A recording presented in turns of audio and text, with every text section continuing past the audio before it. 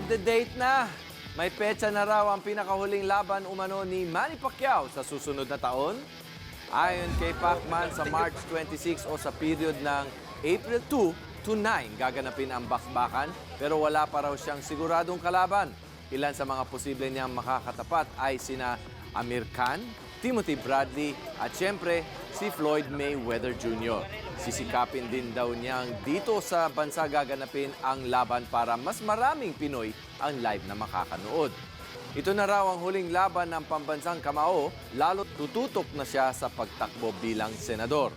Kaya naman hiling niya ulit sa mga kababayan na suportahan siya sa kanyang farewell fight.